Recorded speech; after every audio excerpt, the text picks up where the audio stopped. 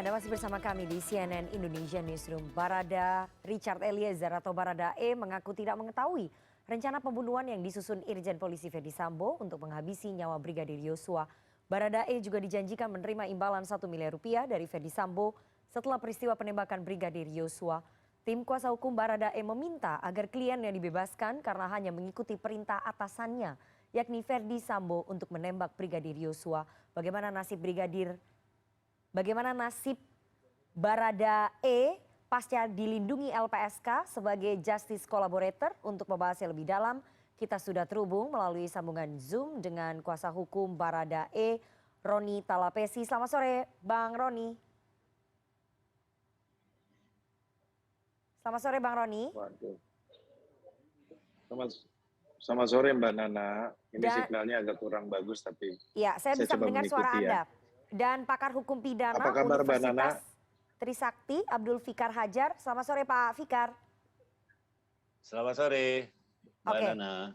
Saya mau ke Bang Roni terlebih dahulu. Bang Roni, klien Anda mengatakan tidak mengetahui ada rencana pembunuhan yang disusun Ferdy Sambo, tetapi klien Anda ikut menembak Brigadir Yosua dan sempat menyembunyikan fakta pembunuhan. Bagaimana kemudian tim kuasa hukum membuktikan ketidakterlibatan Barada E soal pembunuhan berencana ini, Bang Roni? Ya, kita berbicara berdasarkan dari fakta dan alat bukti yang sudah ada ya. Jadi sekarang patokan kami adalah pemeriksaan yang terakhir. Ketika Barada E terbuka dan menceritakan semua cerita yang ada, dan kita melihat bahwa di sini Barada E tidak masuk dalam rencana pembunuhan. Karena kronologis yang disampaikan seperti itu, Mbak Nana. Tidak masuk dalam kronologi rencana pembunuhan. Artinya memang klien Anda sejak awal tidak mengetahui akan ada pembunuhan yang disusun skenarionya oleh Irjen Polisi Ferdy Sambo, begitu? Betul. Betul, Mbak Nana. Itu fakta yang terungkap ya. Oke, artinya tapi kan dia mau melakukan perintah dari atasannya. Ini bagaimana kemudian menghilangkan ketidakterlibatan klien Anda soal pembunuhan berencana?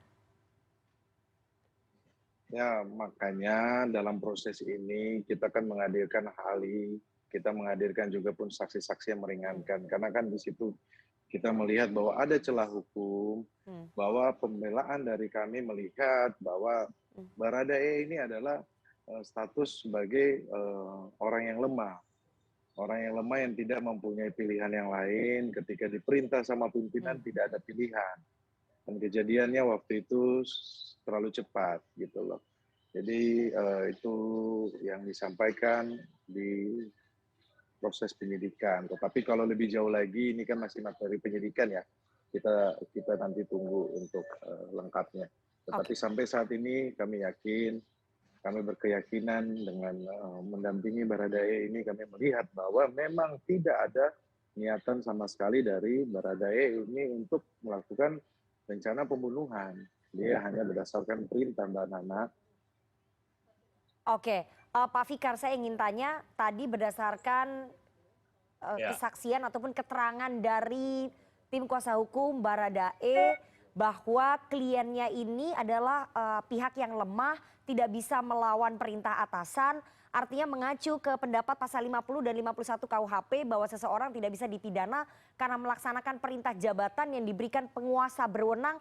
Ini berpotensi membuat Barada E bebas. Bisa seperti itu atau tidak bisa seperti itu, Pak Fikar, memaknai bahwa Barada E ini adalah orang yang lemah, tidak bisa melawan perintah atasan? Ya, dalam konteks pasal 51 itu keterpaksaan itu harus juga didukung oleh fakta-fakta bahwa dia ada di dalam tekanan. Gitu ya. Dia ada di dalam tekanan. Umpamanya salah satu contohnya seseorang itu ditodong dengan pistol, disuruh melakukan sesuatu, menembak sesuatu umpamanya. Nah, itu salah satu terjemahan dari pasal 51 gitu. Nah, kalau di dalam kasus ini kan pola relasi antara pelaku utama Peter Sambo, FS ini dengan Baradae itu kan atasan bawahan, jauh lagi ya, tinggi sekali dan di bawah sekali, dari sudut pangkat itu jauh gitu ya, tetapi ada hubungan kerja ya, atasan bawahan. Nah, saya kira hubungan kerja ini bisa juga menggambarkan bahwa ada pola relasi yang menekan gitu ya, ada pola relasi yang setiap perkataan atasan itu perintah. Nah, itu ya, ininya kan begitu. Kalau dalam birokrasi kan begitu ya. Setiap perkataan atasan itu perintah gitu yang harus dijalankan. Nah, ini persoalannya adalah perintahnya adalah perintah menembak kan itu. Ya kan?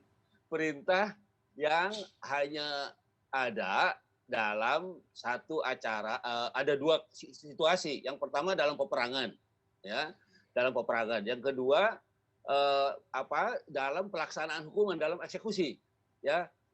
Yang punya kewenangan mengeksekusi dalam hukum pidana itu jaksa, eksekutor. Tapi walaupun pelaksananya tetap polisi juga mau yang menembak.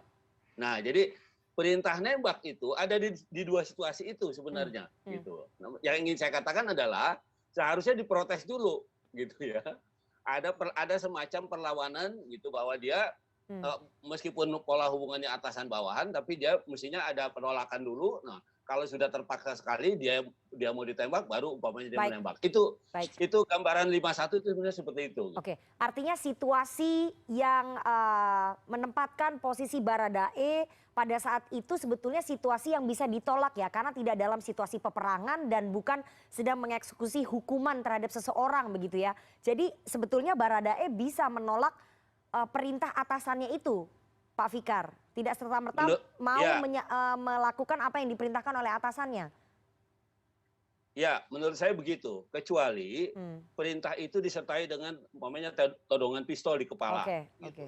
Atau todongan pistol di badan. Itu sudah memaksa, itu keadaan memaksa kalau begitu. Baik. Oke, saya juga akan saya boleh tambahkan.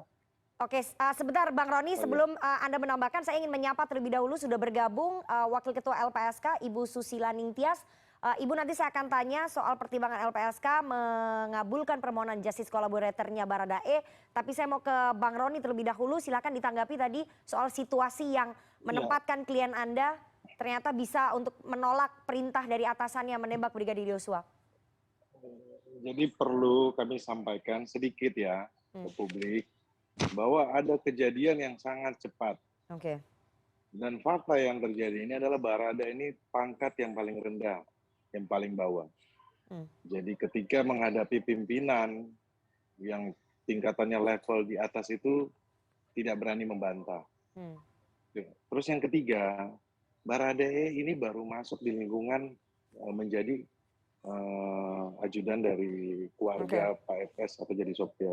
Ini baru jalan sekitar 8 bulan. Jadi rasa sungkan itu ada. Kedekatannya tidak ada kan, mungkin yang kita lihat walaupun pangkatnya mungkin ini, tapi dia sudah dekat sama pimpinan, dia berani berbicara. Tetapi dalam fakta yang ini dia tidak berani membantah. Terus ada ketakutan kalau tidak dilaksanakan bagaimana dianya. Jadi sudah waktu itu memang sudah tidak ada pilihan, dan Baradae waktu ketika menerima instruksi itu sampai berdoa berapa kali. Ini sudah salah ini sudah salah. Tetapi dalam hal ini Mbak Nana, yang perlu kita sampaikan, tidak ada kuasa, tidak ada kemampuan untuk membantah karena situasinya itu situasi yang tidak nanti kita sampaikan ke penyidikan ya, tapi saya kasih tahu latar belakangnya Bang Roni. Nah itu. Kemudian yang mengenai hari ini dari LPSK, kami apresiasi bahwa Ketua LPSK tadi sudah sampaikan bahwa Baradae itu tidak ada niat atau mens rea, dan dia tidak terlibat dalam perencanaan pembunuhan. Baik, tidak ada mens reanya. Kami sangat apresiasi itu. Ya, tidak ada mens reanya, tidak ada niat jahatnya untuk melakukan pembunuhan, tapi rasa sungkan tadi, rasa sungkan klien Anda mengalahkan rasionalitasnya sebagai seorang anggota BRIMOB. Itu padahal dilakukan juga penolakan oleh Bribka Riki Rizal Yang pertama disulut oleh Irjen Verdi Sambo untuk menembak Joshua adalah Ricky Rizal, tapi Ricky Rizal menolak. Kemudian klien Anda yang diminta untuk menembak dan klien Anda mau melakukan itu. Bagaimana kemudian rasionalitas itu bisa dipahami, Bang Roni? Mbak Nana, itu yang saya sampaikan, bahwa dia ini pangkat paling rendah. Dan kedua, dia belum ada kedekatan antara dia sama pimpinan, karena dia baru masuk di lingkungan yang baru itu, Pak. Bayangkan saja kalau kita dalam situasi tersebut ketemu pimpinan yang sudah sangat jauh dan kita baru kerja beberapa bulan, ada nggak berani yang nolak kalau perintah? Oke, tapi kalau perintahnya di luar rasionalitas pasti akan ditolak, Bang Roni. Saya ingin tanya, oke, kalau itu argumentasi Anda ya? Enggak, ini tidak. Ini situasinya bukan situasi yang gampang, Mbak Nana. Tetapi nanti kita akan ungkap di pengadilan. Oke, nanti pembuktiannya di persidangan. Kepada publik, iya, tapi kita minta kepada publik adalah simpati publik melihat dalam sisi. Nah, ini kan yang pangkat rendah, Mbak. Oke, tidak ada mensreanya. Dan dia sangat dia tidak ada punya kuasa untuk menolak. Dia tidak ada, dia paling lemah di situ. Iya kan? Nah, selama masa tugas juga ini kita sudah cek bahwa Baradae ini tidak pernah membantah. Dia tidak pernah menolak kalau disuruh ini apa siap, karena itu ada faktor-faktor. Tapi nanti itu kita akan siapkan untuk pembelaan di persidangan. Iya. Oke. Sebelum ke persidangan nanti kita juga saksi-saksi yang meringankan. Itu akan kita sampaikan ke penyidikan. Oke, Bang Roni, selain soal situasi yang tidak mudah bagi klien Anda, tapi dari penyidikan kan muncul informasi bahwa klien Anda, Baradae ini dijanjikan uang 1 miliar rupiah dari Verdi Sambo pasca penembakan terjadi. Saya ingin konfirmasi ya, ini benar? Nah, silakan Bang Roni. Cerita ini tidak boleh sepotong-sepotong, Mbak Nana. Kalau cerita ini sepotong-sepotong akan menimbulkan informasi yang salah di depan publik. Itu adalah kejadian setelah itu, after. Bukan sebelumnya ya. Setelah itu kejadian baru dijanjikan. Nah, jadi cerita ini tidak boleh sepotong-sepotongnya, harus ada satu rangkaian cerita yang utuh. Gitu loh. Ini kan proses penyidikan ini kita hargai. Biar berproses berjalan. Oke, tapi uang 1 miliarnya belum diterima ya? Meskipun itu dijanjikan setelah penembakan, uang 1 miliarnya tidak pernah diterima klien Anda?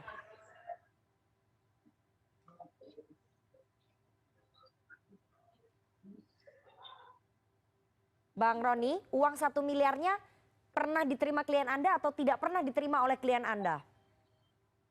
Tidak pernah diterima, Mbak Nana. Oke, jadi belum ada penerimaan uang 1 miliar ya dari Baradae, yang diterima Baradae dari Verdi Sambo, begitu ya? Aduh, gitu. Oke, Pak Fikar, saya ingin ke Anda. Pak Fikar, tadi ada bantahan bahwa kliennya Bang Roni, Baradae ini... Tidak ada, Mbak Nana. Oke, ada bantahan dari Bang Roni sebagai kuasa hukum dari Baradae bahwa tidak ada penerimaan uang 1 miliar rupiah yang dijanjikan Irjen Polisi Verdi Sambo kepada Baradae. Tapi dengan adanya janji pemberian uang 1 miliar ini masuk ke dalam kategori perencanaan pembunuhan nggak sih, Pak Fikar? Iya. Meskipun uangnya tidak pernah diterima ya? Iya. Kan yang menawarkan, Mbak Nana. Iya. Hanya menawarkan. Ya. Kan kita tidak aktif. Iya. Meskipun uangnya tidak pernah diterima, tidak pernah diminta, tapi ini masuk aktif dan tidak aktif. Tidak aktif, Mbak Nana. Iya, saya ingin tanya ke Pak Fikar. Ini tidak aktif. Ya. Iya, Pak Fikar. Prof, ya, Prof. Oke. Ya. Kalau perencanaan itu selalu ditandai oleh waktu. Jadi antara eksekusi, antara pelaksanaan dengan niat itu selalu diantarai oleh waktu. Ya, sekecil apapun waktu atau sebentar apapun tuh waktunya, selalu ada itu yang selalu ada perencanaan seperti itu. Nah, jadi kalau dilihat umpamanya kronologi yang kita baca di koran ketika FS pulang dari Malang atau apa gitu ya, kemudian balik ke Jakarta, ya, kemudian ini, nah itu ada waktu. Menurut saya itu waktu-waktu yang merencanakan, gitu ya, waktu yang bisa dikualifikasi sebagai waktu perencanaan. Karena begitu sampai kan semuanya di luar katanya. Semua asisten itu di luar, semua pengawal itu di luar, lalu dipanggil, lalu terjadi itu penembakan, kan begitu. Baru masuk kemudian terjadi penembakan. Nah, artinya kalau menurut saya perencanaan yang disebut dengan perencanaan itu, kalaupun direncanakan itu, saya bukan bisa pastikan. Menurut saya berdasarkan fakta itu tidak melibatkan orang-orang yang ada di situ. Umpamanya salah satunya Baradae, atau ada tiga ini yang lain gitu. Tapi perencanaan itu adanya pada siapa namanya? Sambo. Si FS-nya itu. Ya, di gitu. Sambo sendiri ya. Iya. Betul. Iya, Mbak Nana. Karena faktanya klien kami tidak tahu dari proses dari Magelang sampai di Jakarta. Baik. Jadi kalau memang disangkakan pasal 338 dan 340 itu kan ditulis dengan sengaja. Baik. Artinya apa? Mengetahui dan menghendaki. Nah, di sini perlu kita sampaikan kepada publik bahwa klien kami itu tidak tahu dan tidak menghendaki. Nah, ini yang harus nanti bahan untuk kita ke pengadilan gitulah. Nah, juga yang menarik adalah Yang menarik adalah pasal 51 ayat 1 kan, peniadaan hukum. Ini mungkin Prof lebih ini mungkin bisa kasih pencerahan ke kita. Baik. Ini. Saya itu nanti mungkin bisa dibuktikan ya di pengadilan. Saya ingin tanya ke LPSK yang hari ini sudah mengabulkan permohonan justice collaborator terhadap kliennya Bang Roni, Baradae. Ibu Susila Ningtyas, Wakil Ketua LPSK, terima kasih sudah bergabung. Saya mau langsung ke Anda. Tadi Bang Roni mengatakan bahwa kliennya ini dalam posisi yang lemah, tidak ada mens rea, tidak ada motif jahat untuk melakukan penembakan, tapi murni karena posisinya terjepit harus menjalankan perintah dari atasannya. LPSK juga menilai situasinya seperti itu sehingga kemudian perlu untuk mengabulkan ataupun memberikan perlindungan kepada Baradae sebagai justice collaborator. Ya, terima kasih Mbak. Apakah dengar suara saya, Mbak Nana? Dengar Bu, silahkan. Oke, jadi yang pertama tidak hanya yang tadi ya soal tidak memiliki motif ya dalam peristiwa pembunuhan ini, tetapi yang utama itu bagi kami Baradae ini mengungkapkan informasi penting untuk kasus ini gitu. Karena dia yang pertama kali menyatakan bahwa tidak ada baku tembak, yang ada pembunuhan.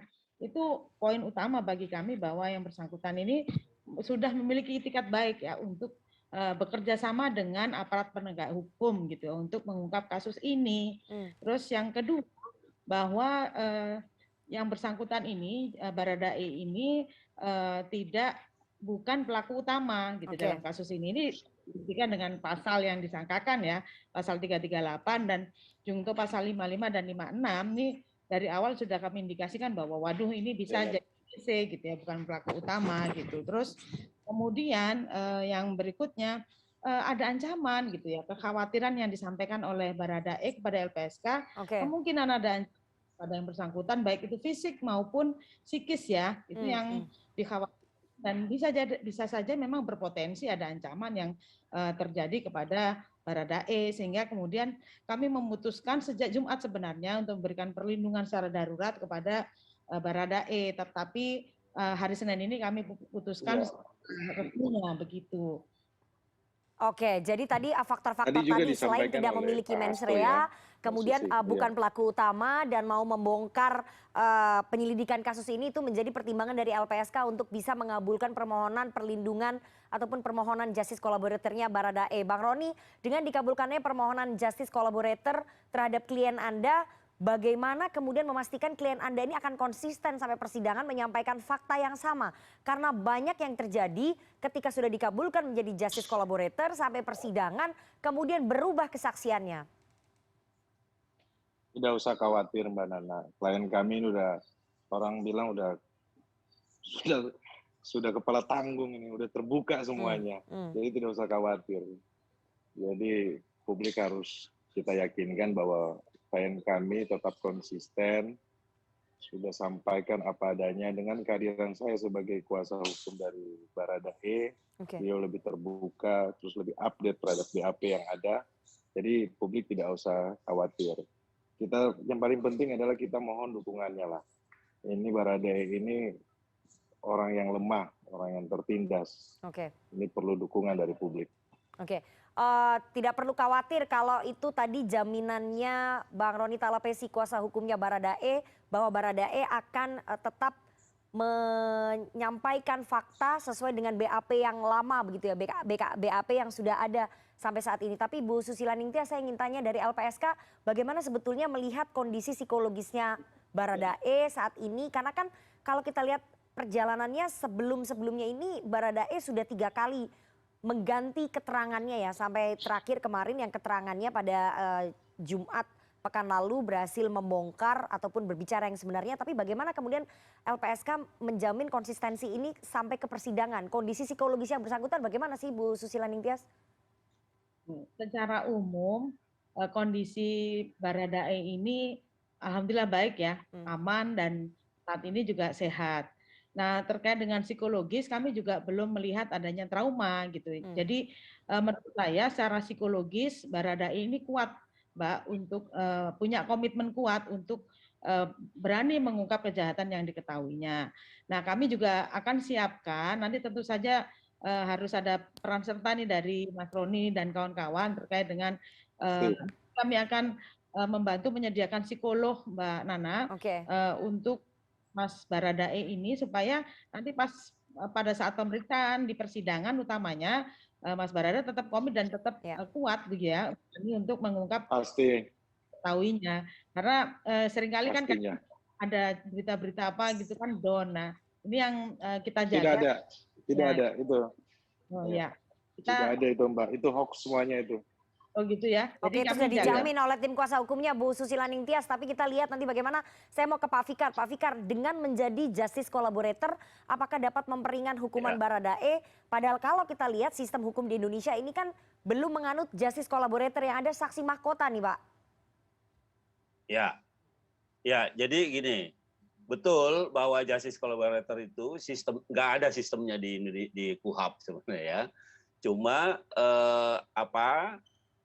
sama dengan mengakui perbuatan kan sebenarnya, ya mengakui perbuatannya, tetapi ya ada 2 unsur di dalam justice collaborator itu. Yang pertama perlindungan, yang kedua menangkap the big fish-nya, ikan besarnya gitu. Ya kan ternyata memang dia bukan ikan besarnya kan, ya, bukan ada pelaku lain, ada pelaku utama yang lain. Jadi saya kira memang beralasan untuk dilindungi, karena bagaimanapun juga keterangannya itu nanti pasti akan sedikit banyak atau banyak sekalipun nggak apa-apa memberatkan pelaku utamanya gitu, ya intelektual dadernya gitu. Itu pasti arahnya ke sana. Jadi saya kira sudah tepat gitu kalau LPSK memberikan perlindungan justice collaborator, karena itu tadi ya, di samping dia pelaku dan jelas sudah terbukti dia juga pelaku kan gitu ya. Tapi dia juga bisa menunjukkan siapa the big fish-nya, siapa ikan besarnya. Oke, tapi gitu. Hukumannya bisa diperingan Pak Fikar atau bisa bebas atau sulit kalau bebas, ya, tapi lebih ringan hukumannya. Kalau bebas menurut saya agak sulit ya. Itu tadi karena situasinya bukan di dalam todongan situasi yang betul-betul mencekam gitu. Kalau bebas mungkin kalau saya berpendapat ya agak sulit gitu. Tetapi pasti lebih ringan gitu ya.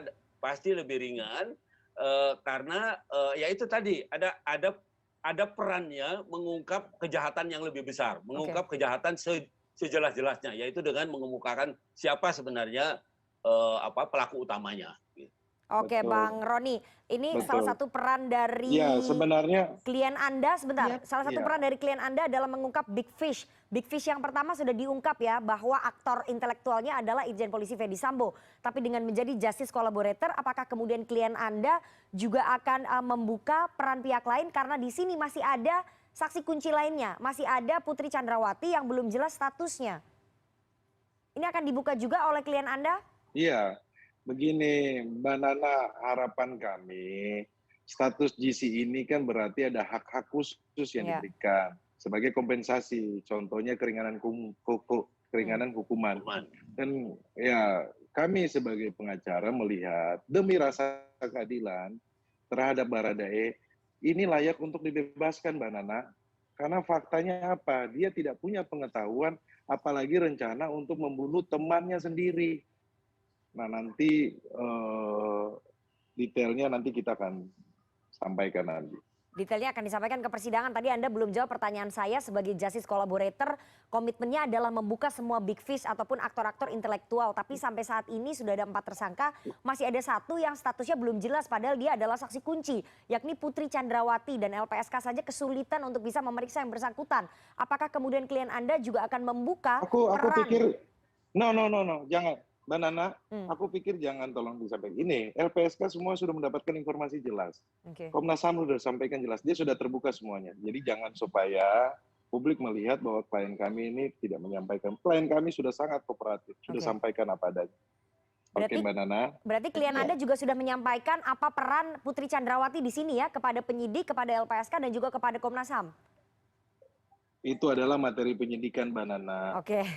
Ya. Tapi sudah disampaikan ya Bang Roni ya. Saya nggak tanya materinya, tapi saya tanya apakah sudah disampaikan. Saya nggak tahu, tapi itu materi penyidikan. Oke. Saya mau tanya ke Bu Susila Ningtyas. Bu Susila Ningtyas, sebagai justice collaborator tadi yang diharapkan oleh Pak Fikar bahwa Baradae atau Richard Eliezer ini harus membuka big fish-nya, aktor intelektualnya. Siapa-siapa saja yang berperan di sini, tapi masih ada 1 yang Anda saja sebagai LPSK kesulitan untuk bisa menggali keterangannya, yakni Putri Chandrawati, istrinya Ferdy Sambo. Apakah kemudian Baradae diharapkan juga bisa membuka peran yang bersangkutan karena ini saksi mahkota, saksi kunci ini Putri Chandrawati? Ya, nanti sebenarnya sama dengan Mas Roni, ini sebenarnya kewenangannya penyidik, Mbak, gitu. Jadi LPSK pun nggak mungkin ya terlalu ikut substansi terlalu dalam. Yang pasti kami adalah memastikan hak-hak sebagai JC untuk Baradae Eliezer itu terpenuhi, yaitu penanganan khusus dan penghargaan secara khusus. Penanganan khusus soal pemisahan tahanan, pemberkasan yang terpisah, dan kemudian nanti bersaksi pun tidak harus dihadapkan dengan terdakwa lainnya yang dia ungkap. Sementara untuk penghargaan khusus itu lebih kepada nanti ada LPSK memberikan rekomendasi terkait dengan keringanan hukuman. Terus kemudian nanti hak-haknya kalau memang ditetapkan sebagai terdakwa ya ditetapkan bersalah misalnya, itu kita juga harus memenuhi hak-hak yang bersangkutan selaku narapidana, dalam konteks ini adalah pembebasan bersyarat dan remisi tambahan.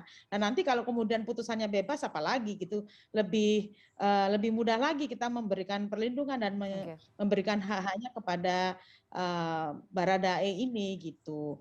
Dan yang terakhir kami ingin memastikan juga keluarganya ini aman gitu ya, karena perlindungan terhadap Baradae ini atau JC ya pada umumnya itu bisa sepaket dengan keluarganya. Oke, sampai saat ini ada ancaman mungkin kepada keluarganya? Karena kalau menurut Anda tadi psikologisnya Baradae ini cukup bagus, psikologisnya kuat, tapi kalau ada ancaman terhadap keluarga ini kan akan membuat down yang bersangkutan, Bu Susila Ningtyas. Ada ancaman tidak terhadap keluarganya Baradae? Belum, sejauh ini belum ada ya. Kami hanya ini aja mempersiapkan diri kalau seandainya di masa depan ada ancaman, kita siap untuk memberikan perlindungan kepada keluarga Baradae. Baik.